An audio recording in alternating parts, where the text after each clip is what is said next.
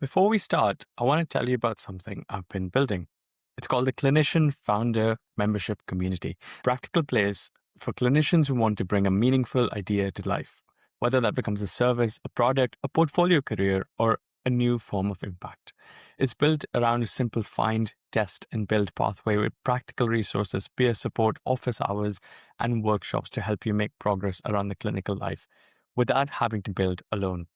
I'll be opening the doors soon. If you'd like early access, send me the word community on LinkedIn or Instagram, or use the link in the show notes to sign up to my newsletter and get early access to this new founder community.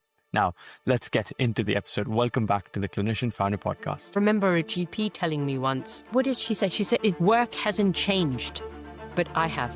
You do. You have 100% success rate in dealing with your bad days. Welcome to another episode of the Clinician Founder Podcast. Today, I'm joined by Dr. Farnaaz Sharief, MBE, a GP, executive coach, resilience trainer, speaker, and founder of Manage Your Mind. Farnaaz has held senior NHS leadership roles, including former NHS clinical lead for mental health and place-based medical director. Is a senior fellow of the Faculty of Medical Leadership and Management as well, and she was awarded an MBE for her services to mental health, as well as the British Citizens Award for Healthcare, and has spent years helping individuals, teams, and organizations build resilience, confidence, and sustainable performance. But this conversation is not just about resilience, because for many clinicians, resilience has become a bit of a loaded word. It can sound like being asked to cope with a system that just isn't working anymore. So today I want to go a layer deeper. I want to explore what resilience really means when you're a clinician under pressure, what happens when you own difficult experiences and become the foundation for the work you build, and what it means to create a portfolio career around leadership, coaching, mental health, ADHD, menopause, and helping people really manage their minds. For clinicians listening who are respected but restless, this is a conversation about agency, about identity, and about turning lived experience into meaningful work beyond the traditional clinical path. So Farnaaz, welcome to the Clinician Founder Podcast. So good to have you here. What a fantastic intro, Shubs. Lovely to see you. Thank you for having me. Thank you very much. How are you doing today? Wonderful. Wonderful. Really excited about this chat, actually. Yeah, likewise. And the more I read about you, there were two big words that really stood out to me. I think one was obviously resilience. That's a core of what you do. And the other one was impact. And I think almost every conversation I have with clinician founders can't go on without the word impact. I'm just curious to understand, what do both of those words mean to you? So I think resilience, if you look up the definition in the Oxford Dictionary, they say resilience is about how we recover from the challenges we deal with on a daily basis. But I think it's beyond that. There's a lot more to resilience. And you're right. It's a word that's sort of been used so much, we forget how important it is. So I think resilience is actually about how we recover, yes, but it's about how we function, particularly when we're in high stress environments, when things don't go our way, perhaps if we're overwhelmed with a lot of sort of responsibilities, our ability to function, to deal with that, to manage that effectively without burning out, I believe is resilience. Why has it come to get such a bad reputation, especially amongst clinicians or frontline workers in general? I think because we've used the term a lot, and in using the term, I think we often forget that people are already resilient. Like a lot of people that I coach, a lot of teams that I work with, they are already resilient. They're already functioning in high stress environments. They are, they have the confidence, they have the skill, they have the ability to deal with the challenges around them. But sometimes that gets a little bit eroded because they might not be looking after themselves. They're not getting enough sleep. They're not eating. There might be pressures, personal pressures that are affecting their ability to perform. So all of these things affect our ability to function and erode that inbuilt, resilience that we have within us. Yeah. And as I'm thinking about that, it sounds like, okay, if you are resilient, you thrive. Yeah. You can deal with the challenges, you can do everything. But at the same time, I was thinking about this yesterday, and it sounds like thriving isn't particularly the opposite of resilience, is it? What would be the opposite of being resilient? So I suppose I'll answer this question with a quote. I love quotes. Mm-hmm. Now, there's a quote where they say that life is 10% what the universe hands you and 90% how you deal with it, right? So our ability to deal with this challenge is our resilience. And when we're dealing with our challenges effectively, we thrive. So I Right. think that the two are connected. But, we all have bad days. We all have moments, we all have times when we're not able to deal with what is happening around us. And often there's a notion that resilience is about plowing ahead and you've got to do it no matter how you're feeling. I think resilience is also about recognizing how you're feeling and deciding how you serve yourself in that moment. So resilience can also be, you know what, I'm going to stop and I'm going to step away and I'm going to take a walk or I'm going to take a break or I'm going to have some downtime this weekend. It's about understanding what's happening in you, within you, and how that is impacting on your ability to thrive. At the moment, I'm speaking to Farnaaz, who is definitely thriving. But I'm very curious, who was she before becoming the resilience trainer, before even maybe becoming a GP? What was your 10% that life threw at you, and how did that 90% of thriving come? Lots of challenges, Shubs. Like a lot of people, I'm sure a lot of listeners have had lots of challenges in their lives. And I think for me, I went through a particularly difficult time just after I qualified as a doctor, because all of a sudden you're not a student anymore and you're responsible for people's lives. And that's a huge transition because you're making life or death decisions sometimes. So I struggled with that transition. And on top of that, I lost someone very dear to me. Someone who's like a mother to me. So it was a very difficult period. And a friend of mine took me on to this course that I did where I learned a lot about breath work and mindfulness. This was about 20 years ago. And I thought, fine. I could sit down in a corner and do some breath work and meditation. And of course, I'm going to feel better. After sort of practicing these techniques for about 4, maybe 6 weeks, my mom said to me, "What's going on with you? Why are you so happy?" And before I had done that, I didn't realize how stressed I was, how frustrated I was, how angry I was, and how my stress was affecting the people I loved the most. So when she said that to me, I was like, okay, there's something I'm doing to help myself, but it's not just helping me, it's helping the people around me. How I feel, my energy, how I interact, how I talk, how I walk, how I do everything with the people that I love has an impact on them. Yeah. And that was a huge, huge turning point for me. Huge Wow. turning point. And there's that word impact once again. And to speak to it a little bit more, where was it before the breath work, before managing your mind, I suppose, and before doing that inner work, and what changed for the people around you? Yeah. So I guess I was exhausted. I was working as a junior doctor in Zimbabwe actually, and we Right. do back in the day. This is 2000. You do like 2-3 day shifts, and they were long, and you do the night shifts on top of that. So I was coming home tired. I was exhausted, because I wasn't eating and drinking properly. I was quite irritable with my family. I wasn't spending time with them. Um, Even with friends, I was sort of turning into myself because all I wanted to do was rest so I could function and deal with the responsibilities of the job.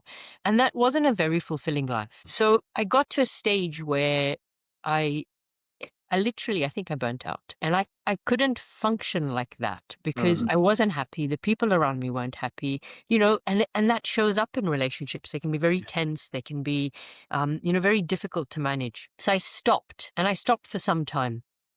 And during that time, I just looked up to myself. I read, I took walks, I did a lot of breath work, I did a lot of mindfulness. And I think it was a couple of weeks before I bounced back cautiously. And when you say stopped, was that stopped clinical work, new projects, everything, or Yeah. I what? mean, this was very early on in my career, so Yeah. I was still a junior doctor and I think I stopped for about a month or so. Okay. And I stopped because I just couldn't, I was aching, I was tired, I wasn't sleeping. I couldn't deal with the responsibility of looking after people when I wasn't able to look after myself. Mm. So I had to, how you pull an arrow back, I had to pull back and I was just like, you know what, I'm just not going to do anything. And I think it was about a month, maybe a little bit longer than that. And when I came back, I was like, look, I've learned a lot. I reflected a lot. I'd made mistakes. I wasn't eating properly. I wasn't sleeping properly. The basic foundational pillars of how we function had completely eroded for me. So I started by making these small, simple steps. Eat Okay. properly. Yeah. Take breaks, sleep properly, do a bit of mindfulness, a bit of meditation. And those pillars then became habits, you Right. know? And now, 20 years later, I don't start my morning without my breath work. And, Mm. I make sure I have a healthy breakfast. I enjoy my exercise. But these are the things that keep me going. And I wouldn't have learned about them if I hadn't had the challenging time that I did. Yeah, and wow, keep you going. It did. It looks like you've done so much since then. Give me an arc of what that journey looked like from your perspective. Clearly, there's big titles and awards that you've won. Which of those was the most meaningful for you? What was the highest of the highs? Do you know the highest of the highest for me, Shubs, is when I used to run these programs in the community voluntary programs, Manage Your Mind. And I Mm. started doing them because I wanted to do more than what I was doing. I was working as a GP partner Yeah. and I felt 10 minutes in a consultation with the patient wasn't enough, particularly folks that would come in and they were really struggling. And some didn't need medication, some were coming off medication, some were waiting ages to access counseling. So I thought, let me just do something about this. And I ran these voluntary programs in the community for 9 years. I Hmm. thought when I started, probably last 6 months and then stop, but they were so well received. Wow. It was incredible. 9 years. And the most meaningful, I think, for me was when we would run the breath work and I would guide people through a process like a short meditation afterwards. That moment when they open their eyes and I could see, and you can feel, and they could see and they could feel, they felt better. That was so powerful. Yeah. That was just magical.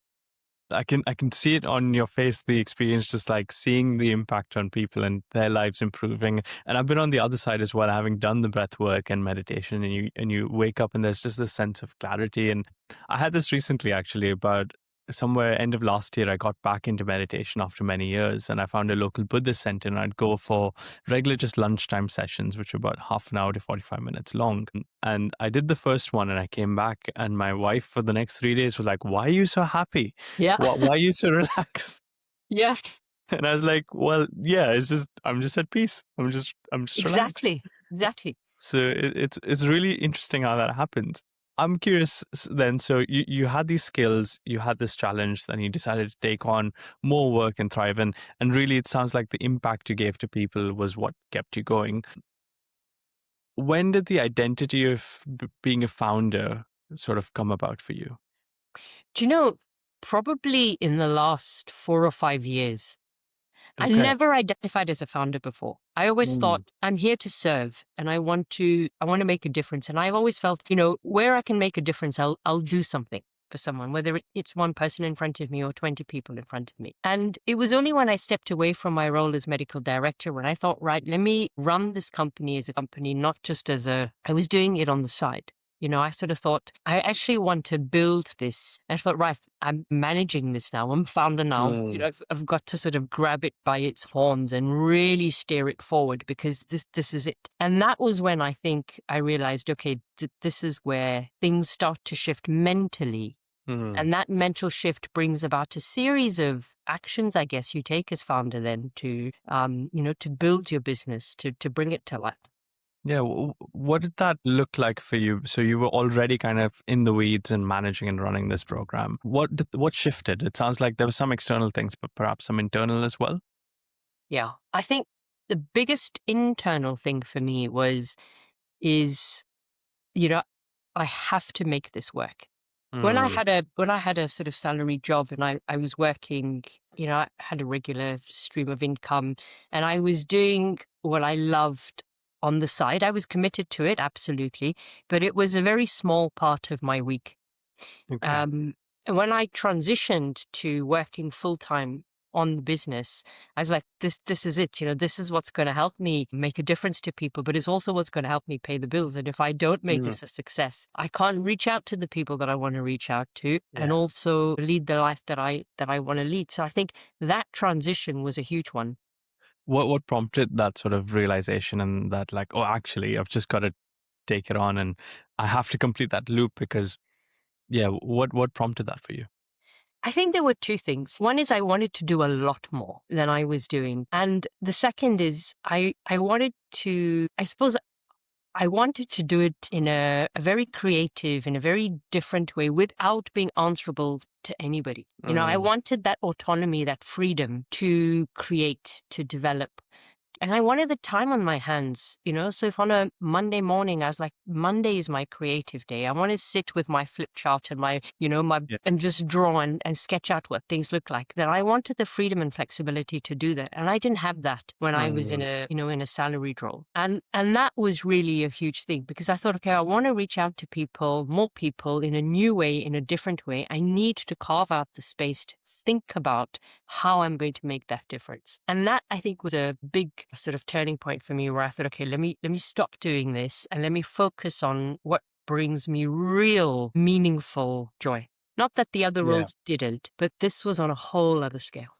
Wow. So it sounds like really having agency was the independence, the wanting to have control of your time and actually deliver the way you want to deliver.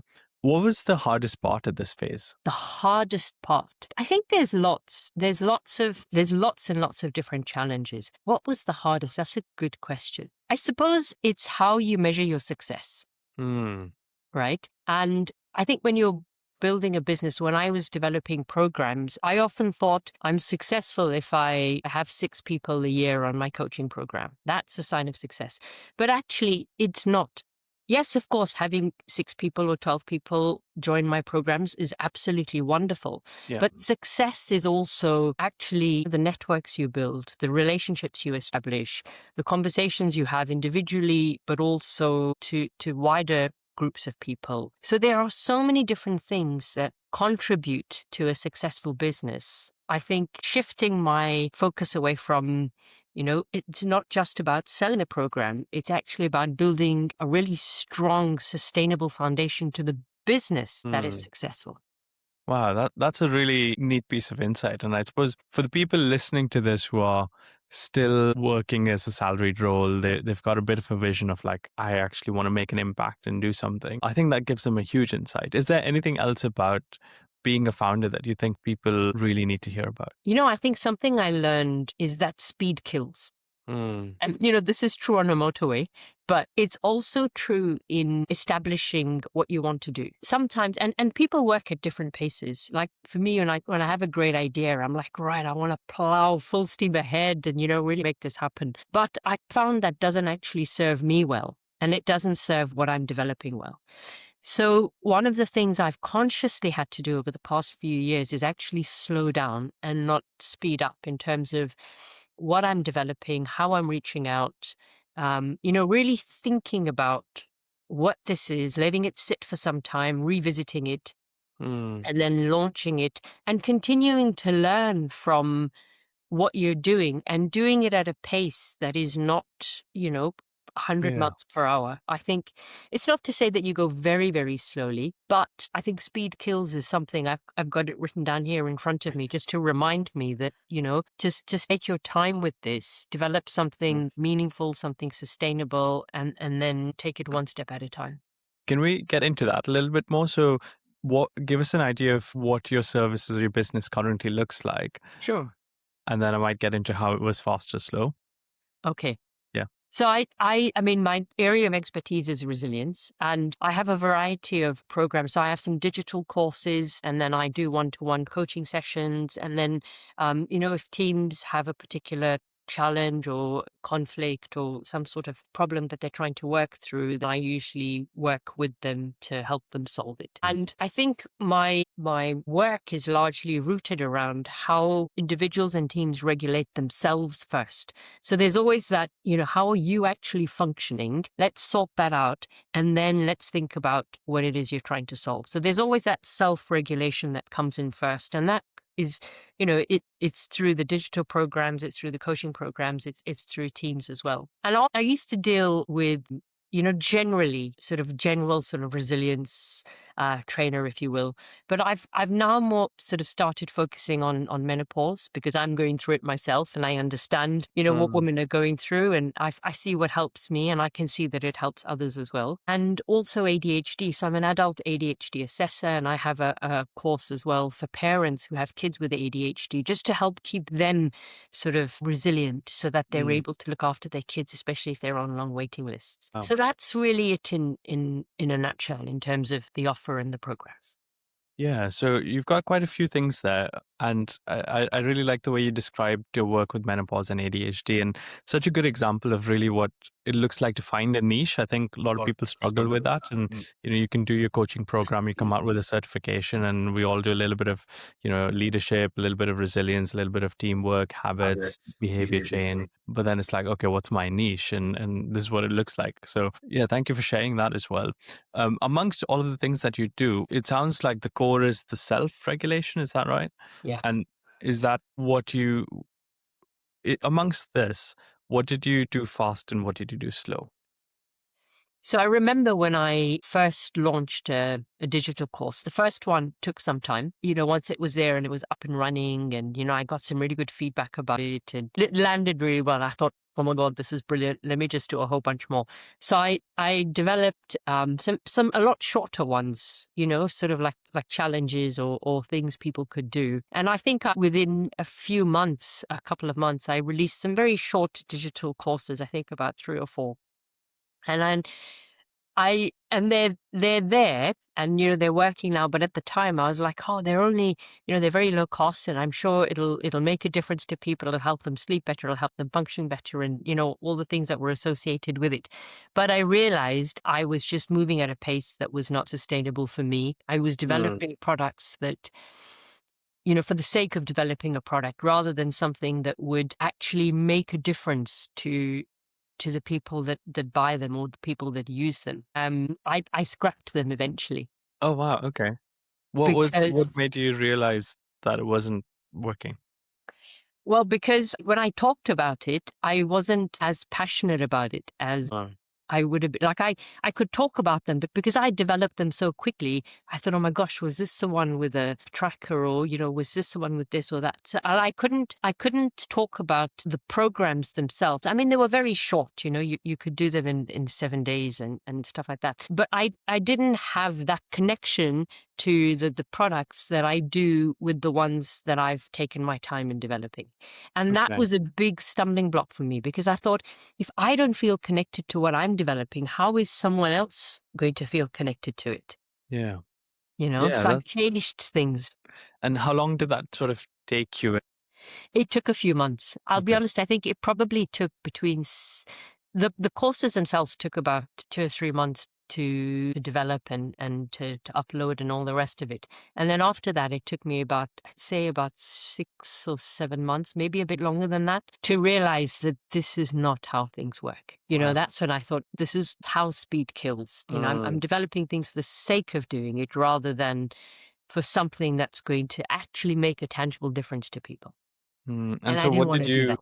yeah, what did you do differently from that point then? I took my time. Okay.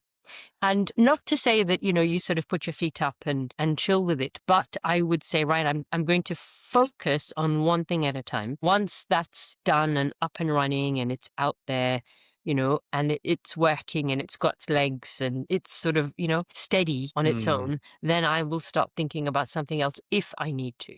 Okay. And how do you kind of, I guess, calm the founder mind who says, "Oh, we really got to get this going. We need some revenue. We need some customers and some clients."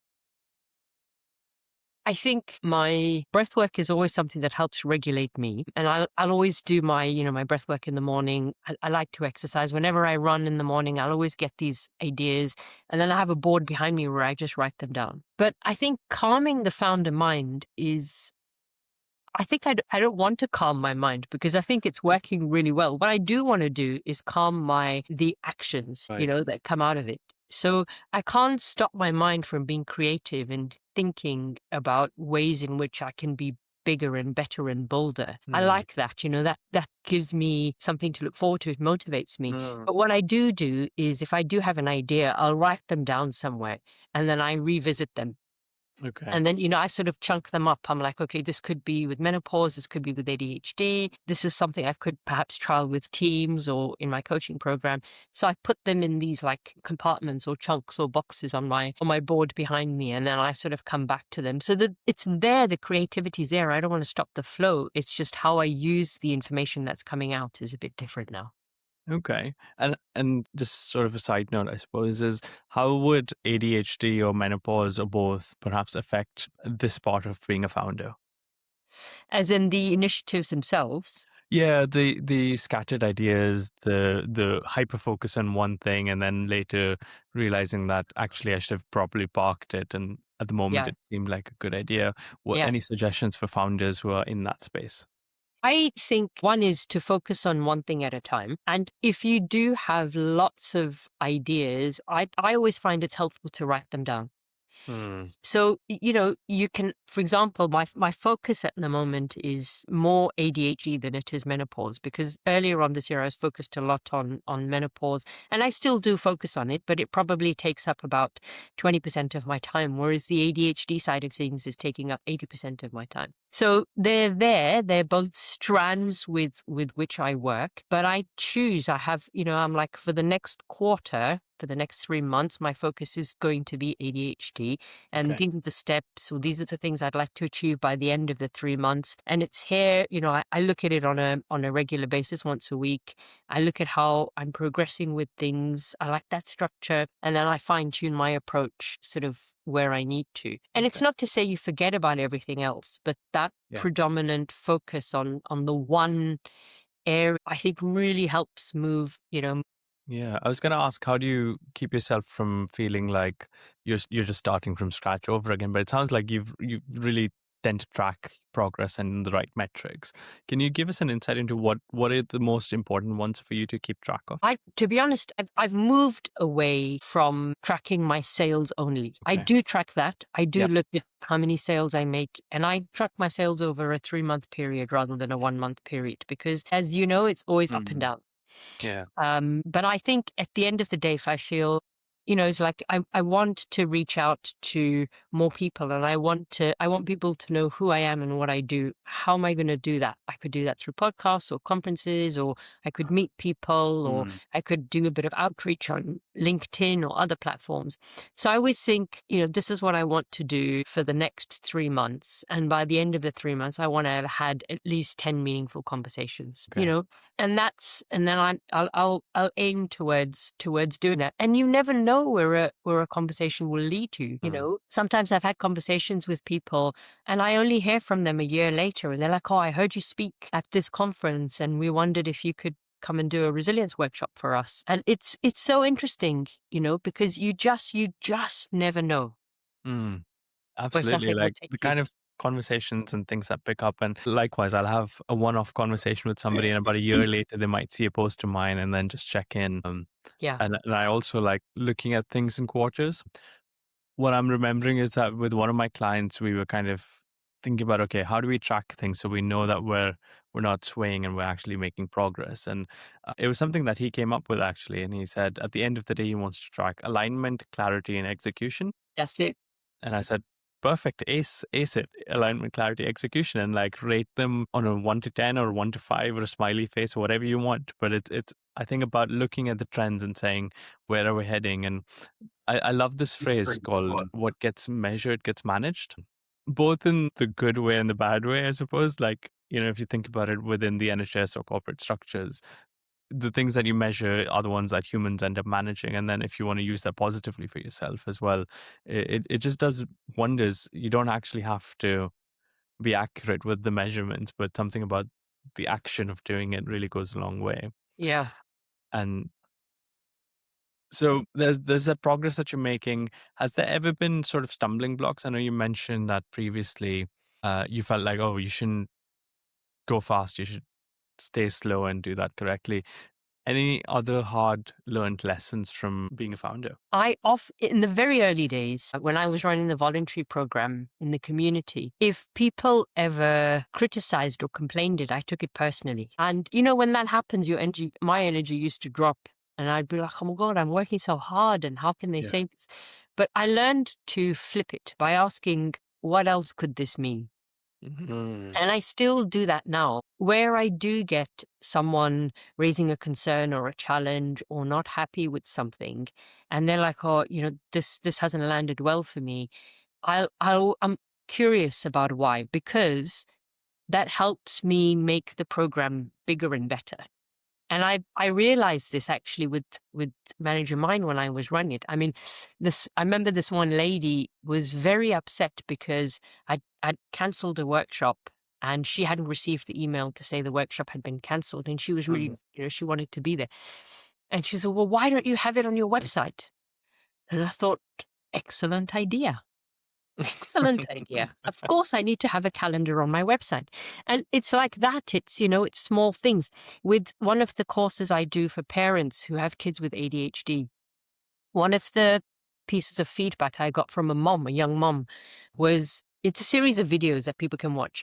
And she said, "Well, I can't watch the videos while I'm working, you know?" Right. So I said, "What would help you?" And she said, "Audios would help me." So I said, Mm. "What would you like to hear?" And she told me a whole bunch of things that, were bothering her. So I said, "Excellent." So it's things like that. We still have the audio series and everything that comes with that. But I've developed a series of audios that parents can listen to instead of watching, so that they can deal with some of the challenging areas when they're looking after their kids. So I think reframing a criticism or a complaint and perhaps asking yourself, what else could this mean, can Mm. be really powerful in strengthening your offer and building your business. And what I'm hearing is also some amazing listening skills in there to say, actually, what do people want? And just being curious about, like, what does that look like? What would you want to hear? I was recently talking to a couple of colleagues at work in like the clinical side of things, and we were talking about patient complaints and bad experiences and how they say that patients will tell you what they really want, and I've really firmly come to believe that. And they may not say it explicitly, but it's in those subtle pauses and hesitations and the bits that if you just ask them what is it that they're worried about, they will tell you, or you just ask them what do you want from this consultation, and they will tell you. And it's when you kind of look over those that we often tend to miss things or leave people unhappy or unsatisfied. And I think it's also one of the good reasons why clinicians make really good founders, that same sort of inquisitiveness and taking that across into the founder space and saying, what is it that you as a client or my customer, what do you really want? And I think that has scope to go such a long way in just being inquisitive that way. Yeah. Where is, I don't know if there was a question in there. just an interesting bit of conversation. I don't know. How has your experience been on that front? In listening to the challenges people pose. Yeah, or I guess, how you're bringing your clinical mind into the founder space. Do you know, I see this so much. And actually, I think as clinicians, we are sitting on so much in terms of skill that I think some people don't actually realize you can use it beyond the consulting room. Mm, Like we take risks, we make decisions every 10 minutes, sometimes life or death decisions every 10 yeah. minutes. We listen to lots of challenges, people coming in very distressed, and we're able to filter through that sort of emotion and pick out, what's actually going on, and then formulate a plan. And we can work with people to agree to it. These are amazing Mm. skills that we've got. And if you think about how you might be able to use them beyond the consulting room, actually forms a lot of the conversations in my coaching programs is actually, what else can you do? How else can you use this? You're making complex decisions, you're managing challenging situations. Where else can you use this? And it's amazing as to how, when you give people the sort of the time and the space and you hold that space for them while they're being creative, the things that come out. There's clearly an element of this being something innate and natural to who you are. How did you find that for yourself? Well, I think, do you know, I don't know if this happens to you, but often when I deliver a workshop or I have a coaching session, sometimes I feel as though it's for me, like I'm learning a lot. Mm. Do you find that? Oh, yes. So often when if I deliver a workshop, and of course you have, as a facilitator, you would have challenging conversations. And I always think, okay, how am I applying what I'm learning to manage this? Am Mm. I grounding myself with my breath work? Am I checking my posture? Am I making sure that I'm focused? Am I tuning into what's actually happening in the room in terms of the energy as well as the conversation. And these are things we do with our patients. If the conversations do become hard, you have to regulate yourself in order to manage it. And it's exactly the same when I'm delivering a resilience workshop or having a coaching conversation. So I find that these are skills that are there already because we practice them day in and day out, sometimes 30, 40 times a day, depending on the number of patients you see. And then you're just fine tuning them when you're delivering a workshop or a coaching session and things like that. It sort of comes to light. Yeah. In that sense.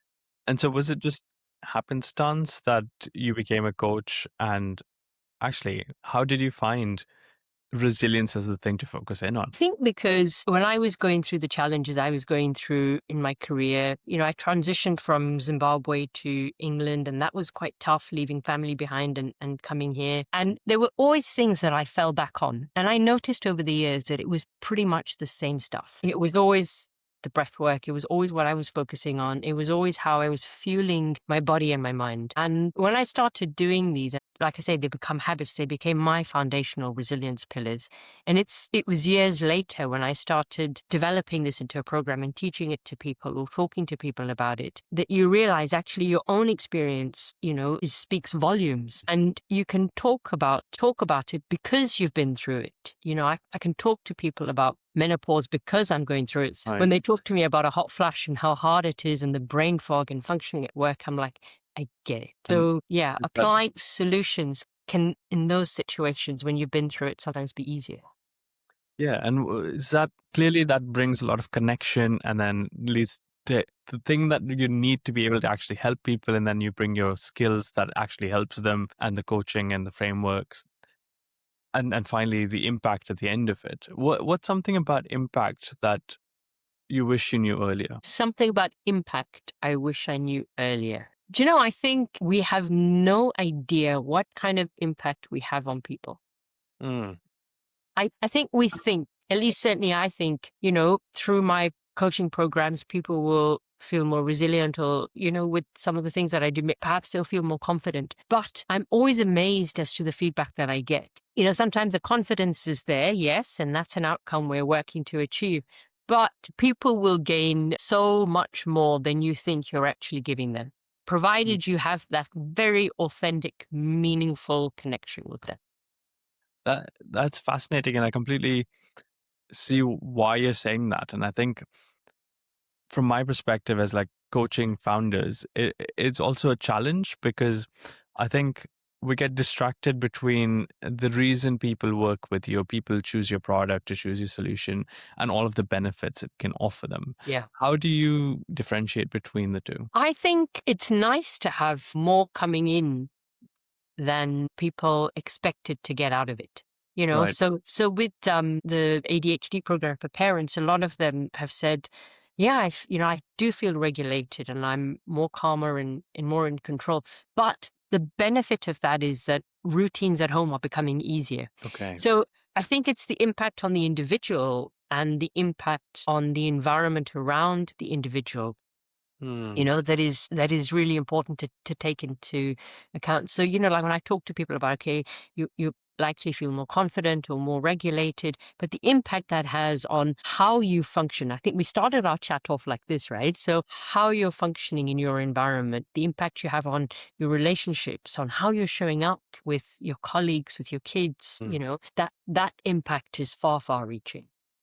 But is that the thing that people are searching for when they first find you? Think not directly, but indirectly. Often people will come because majority of people that come to me come because they're stressed or they're anxious or they're depressed. And they're looking for ways in which they can sort of manage that. But I think when people learn how to regulate their own emotions, how to function effectively, how to recover well, how to use different frameworks to deal with some of the challenges that they deal with, then they're less stressed because they're applying them, but that less stress means they have more meaningful relationships, that they're enjoying their work. I remember a GP telling me once, what did she say? She said, work hasn't changed, but I have. Wow. And that's so powerful. It is hugely powerful and a complete shift in perspective of what the experience is day to day. Yeah. And when she came to me, she said, I just need to find a way to manage my stress. But as a consequence of that, she was enjoying her work. She was, she was enjoying being with her colleagues. She Yeah. was enjoying being with her family. So there was so much more that came out of the fact that, yes, she's able to manage her stress better. Yeah. And do you think this is one of the reasons why big organizations like the NHS as well are struggling to sort of invest in coaching and other services that help people this way? Like, people don't actually look for the benefits, they look for getting rid of the problem in a way. And I think, we try and tell people, oh, you got to do wellness, or you got to attend this resilience training. It becomes like people, no, I feel like most people aren't looking for that, and then organizations stop investing in it. Is that a fair assumption of the challenge we have? I think it's because we underestimate the impact that well people have within our teams and our organizations. And I think wellness is something, again, like resilience. We use it so much because we think, I know I need to sleep. I know I need to eat. I know I can do some mindfulness and meditation. But often, if we're not giving it the time and attention it deserves, then it's not having the impact, again, that it can have. So I think there's an assumption that perhaps people are functioning well, and if they're not functioning well, they'll say something about it. But these things are simple to do. It's just people finding the time to prioritize on it to get things done. I think that's the challenge, because we're so busy in the NHS. We're so busy looking after other people, we forget to look after ourselves. Yeah, and we don't even realize that we're not functioning well. I mean, from personal experience, when I was working full time, and then I suddenly went part time because I was doing a QI fellowship. For the first time, I felt rested, and I was like, "Oh my God, I have been functioning at 60% of what I'm actually capable of, and now I go into work and I can do so much more." It is very, very different, and I think. It makes me angry because I feel like the employers or the people that set the context around us in which we work have a responsibility for making sure that that impacts us. And I think waiting for us to raise a red flag and say, oh, actually, please help us, or the room's too hot, please, we have to prove to you that the room's too hot for us to work in, is a bit, it just makes me really, really angry. I suppose there's also, bringing it back to us as individuals. When we function well, when we've got that clear mind, when you're thinking clearly, when you've rested well, and your energy is at a high level, then our ability to deal with challenges like that is often very different, right? Sometimes I know when I speak to people that are leading in organizations, and they always talk about change being difficult. Change is difficult because the place they're in is a difficult one. Once you get them out of that difficult place, and they're less stressed, they can see so much more, they have a very different perspective. And it's not to say that change is easy then, but it becomes easier to deal with. But it always starts with the self, I think. Yeah, absolutely. The number of QI projects I've assisted with where the intervention is a bit of education. We'll just get them in a room and tell them to do it differently. And I go, oh my God, please don't ask people to do more. Please don't ask them to do it differently. Just change the context around them. And it goes such a long way. Yeah. The word resilience actually for me is something that's stuck with me for a long time, because when I gave my emergency medicine interviews, this used to be like when there wasn't any MSRA and we had in-person interviews, and I went into London there were 4 stations, and the first station I got was this thing where they give you a hot topic or like something to talk about. So they give you about one station, like 8 minutes worth of time to prepare your talk, and then the next station you have to kind of present your talk. So the topic that I was given during this interview was of resilience, to talk about resilience. And I remember drawing this diagram of a tree. I drew a tree that was sort of like bent over and being pulled down by a rope that was tied to the ground. And I said, your ability to bend is resilience. Bend without breaking is resilience. The more you can bend without breaking, the more resilient you are. And actually, I think it'd be interesting to think about what happens when that rope is cut. If you've been bent for such a long time, through your whole career, perhaps, and many of us choose this career because we went through stresses in our life that made us resilient. What happens on the other side? how do you manage that? How do you deal with that? Yeah, it is. And that's, the experiences we have in our life are often our most valuable and strongest lessons. Mm, I often say to some of the people that I coach is that you have a 100% success rate in dealing with your bad days. I love it. Wow, that's such a good one. Right? You do. You have 100% success rate in dealing with your bad days, which means if you've done it then, you can do it again. Yeah. And we just need to think about what tools, what skills, what you did during those times that Mm, can serve you now. And then we need to just fine tune on, a few of them that are going to be your non-negotiables that you have and you're going to do every day, regardless of what's going on in your life, what you're committing to for yourself yeah. so that these dips become less frequent. Yeah. And clearly you've taken that into your founder space as well. And it's amazing the kind of work that you're doing and the impact that you continue to make.